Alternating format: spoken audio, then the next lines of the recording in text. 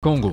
Le ministre Denis Christel Sassou Nguesso préside la deuxième session du comité de coordination de la coopération internationale. C-Web Info, 100% de l'information continue, 24h sur 24 sur 7, en cliquant sur cwebinfo.net.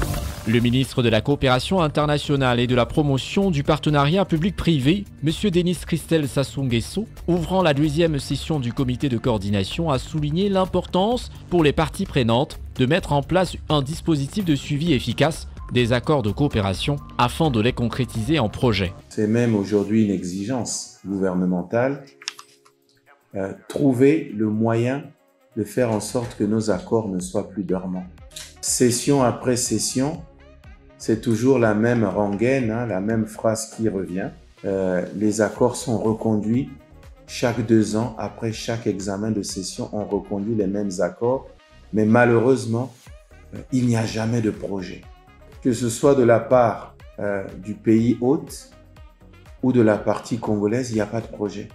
Et c'est ce travail que je demande aujourd'hui au comité que nous sommes, d'accompagner de façon beaucoup plus efficiente, de façon plus agissante les départements ministériels pour que les accords signés puissent être transformés en projets. En plus de cela, le ministre de la coopération internationale, de la promotion du partenariat public-privé, M. Denis Christel Sassou Nguesso, a invité les partenaires à s'investir davantage en vue de la tenue imminente des commissions de coopération mixtes avec 3 pays d'Afrique australe. Nous avons eu beaucoup d'échanges au cours de ces 12-15 derniers mois et nous ne sentons pas beaucoup d'entrain, je dirais, de la part du Botswana pour aller vers la signature de cet accord cadre de coopération.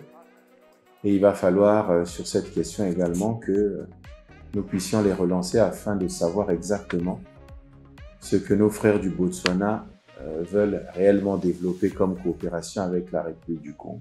Pour ce qui concerne l'Afrique du Sud, nous avons eu beaucoup d'entretiens avec l'ancien ambassadeur d'Afrique du Sud, donc ici aussi. Il s'agit du même exercice que pour la Namibie et le Botswana. Il faut réactiver les contacts avec l'Afrique du Sud pour que nous puissions tenir assez rapidement cette réunion. Cette deuxième session du comité de coordination de la coopération internationale a été l'occasion pour le ministre de la coopération internationale et de la promotion du partenariat public-privé, Denis Christel Sassou Nguesso, d'annoncer la tenue de la grande commission mixte Congo-Turquie qui aura lieu du 13 au 15 novembre 2024 à Ankara, la capitale turque.